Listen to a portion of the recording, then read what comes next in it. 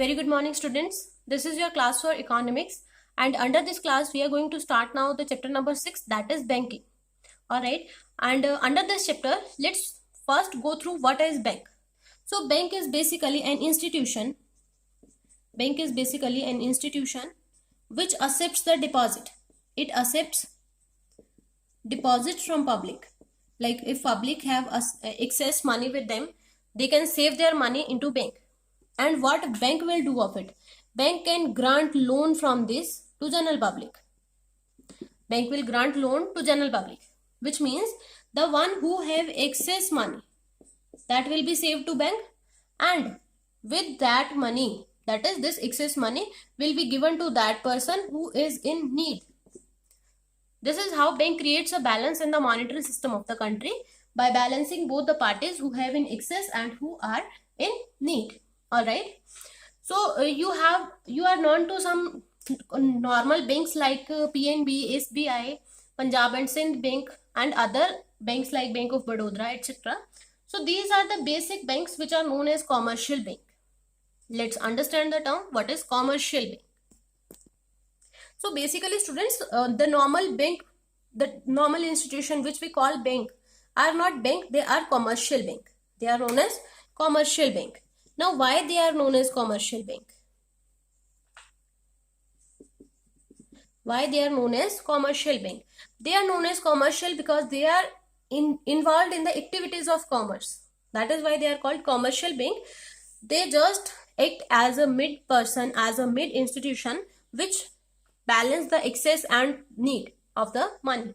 All right, so commercial bank is that financial institution which basically accepts money from as deposit from the public, and it will give loan to the purpose of consumption or investment. Like if someone need it for consumption, someone need it for investment somewhere, that will be given by bank. Along with this, in modern era, commercial bank is also giving us some other services like credit creation. They are giving us demand draft to transfer the money, and along with that they are performing agency function for us. All right, they are helping us in general services like collection of some debts or payment of some activities like if you have to pay the insurance premium, you can give standing instruction to commercial bank and they will pay on your behalf. So these are commercial bank. Now let's go through what are the functions of commercial bank in very detail. So basically the functions of commercial bank can be divided into two parts: the primary function or the main functions, or the secondary functions. All right, the first one are primary functions and we will discuss them first. So the primary functions, basically the main functions of a bank, consist of the major role of bank. The major role of bank, that what does normal bank, the commercial bank, basically do. As we have discussed earlier, that here we have bank will accept deposit and give loan to us. This is the normal work of the bank. So yes, primary function of bank will involve these two things, that it will accept deposit, it will accept deposits, and it will grant loan. These are the two primary functions of commercial bank.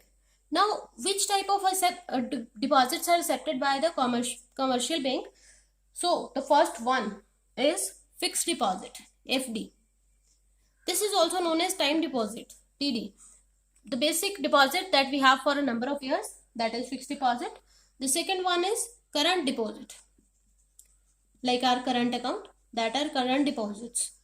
We can also make current deposits in the bank. Along with that, we can open a saving account and save our small deposits here. Saving account are basically for promoting small savings of the person. After that, we have reoccurring deposit. We also know it as RD. This is also accepted as deposit in the commercial bank. And while talking about loan, if bank have 100 crore rupees, it will keep 20 crore rupees as its security and the rest 80 crore will be given as loan. All right. So what type of loan is provided by commercial bank? The first is cash credit. Cash credit is given against security, physical security. All right, the secured loan basically. The second is overdraft. So what are overdraft? When you have only 100 rupees in your bank account and you try to withdraw 120 from it, then bank give a service of overdraft to a selective customer who can withdraw more than that they have in their bank. So these are known as overdraft. The third is demand loan. Demand loan are basically loans for a fixed amount. The amount will be fixed, but the time, that is the duration, will not be fixed. That is, they have to pay it over number of years, and if they are not paying so, then the interest will go on increasing, and that's it. There is no other thing that they have to do with this. Demand loan. The next is short period loan. Short period loan are basically for a loan for less than a year, that are known as short period loan, and long period loan that are for more than 1 year. The loan that are raised for more than 1 year, that are long period loans. All right. So these are the primary functions of a bank. They will accept deposits of various type, and they will grant loan of various type to the general public. Now come to secondary functions. In secondary function, the bank provide agency function as well as general utility services or general services.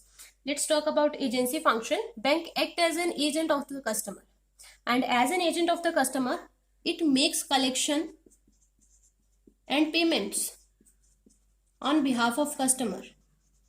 Like if you have told them to collect rent, yes, they can collect the rent. They can make the payment of your insurance premium and other activities like that. The second is they can purchase and sell securities on your behalf. Like we are not aware of the market conditions and market prices, so they will do that on our behalf. You must have listened that bank provide mutual fund. That is a type of security, and the purchase and sale is done by bank. The next is transfer of money. How can bank transfer money? Through demand draft. You can take a demand draft and send it to somewhere else, and at that place the money will be transferred with along demand draft. All right. Along with that, the fourth function, they transfer foreign exchange. Bank have foreign exchange with them, and whenever we want to convert our currency, yes, they can do that for us. And these are the agency functions. Elsewhere, general utility functions involved. They provide us locker facility. Along with locker facility, they provide us business information. They provide us useful information for business on our instructions. Along with that, there is a letter of credit. Letter of credit is a topic you have learned about it in +1 class. Basically, letter of credit is a particular thing that will prove your credit capacity, your credit paying capacity to the seller. Okay. This will be given by bank. This is also included in general utility service. So these were the major functions that a bank perform for a customer. Now we have discussed about the functions. Here we have studied that bank create credit for us. Bank give loan for us. Let's understand that topic. Yes. So credit creation or basically money creation is the function that is done by commercial bank. Now you will say, ma'am, commercial bank can't create money because this is created by RBI. Yes, the commercial bank can't create money, but they can create credit. Then the question is how? Basically, credit creation is a process of money creation. How money is created? Commercial bank are able to create credit which is more excess than the deposits. Like if someone deposited 1000 rupees in the bank, 1000 rupees that is deposited by a single individual person into bank, that is of commercial bank, and bank can grant loan up to 5000 rupees to different persons. If bank have only 1000 rupees, then how can it grant 5000 rupees loan?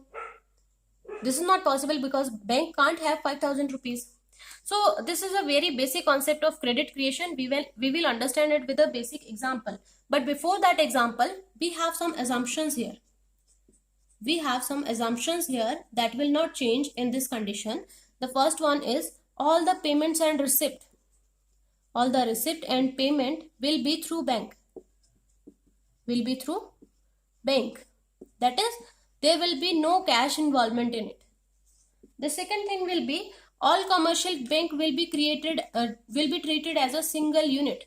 which means we are assuming that there is only one commercial bank in the whole country and there is no another commercial bank. Okay, now let's go through the example.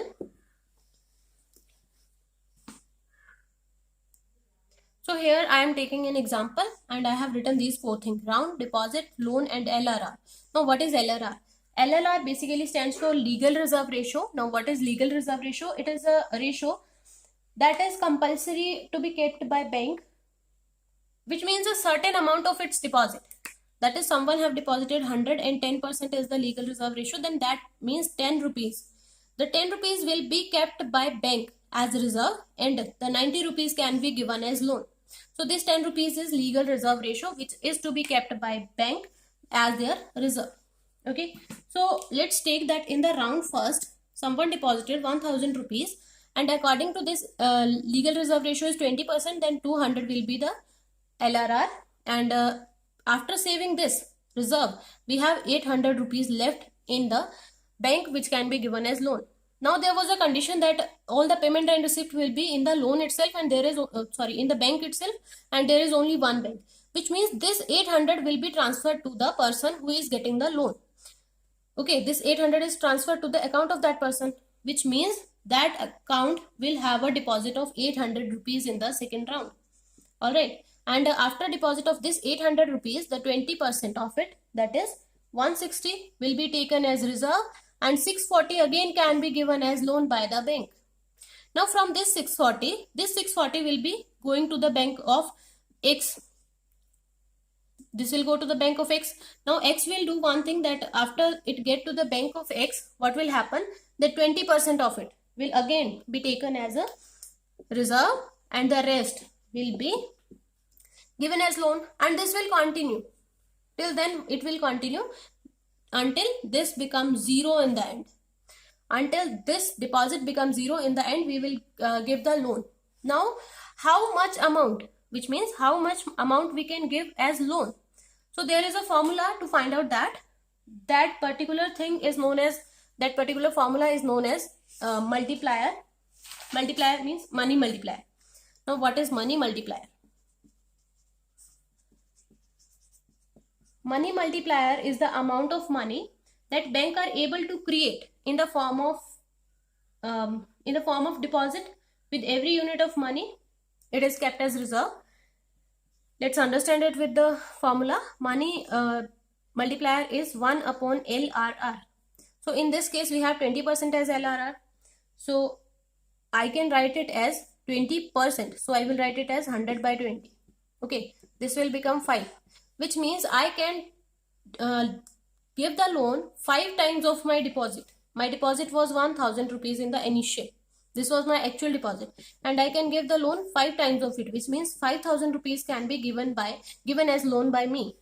That means when we will do this, when the deposit will come to zero, the loan amount will be 5000 by the bank. This is the money multiplier concept. All right. The total deposit is equal to money multiplier into initial deposit. Money multiplier into initial deposit, that is 5000 rupees. So we can conclude that commercial bank can give loan to the investors, and they can give loan to the investors as much as their investment multiplier is. All right. At that amount they can give the loan to the investors or the businessmen. By this way they can raise the standard of Indian economy. They can raise the standard of Indian economy. In the next class, we are going to start the topic, that is the central bank. Till then, you have to revise the commercial bank and their functions and credit creation. I hope you like the videos. Have a very good day, students.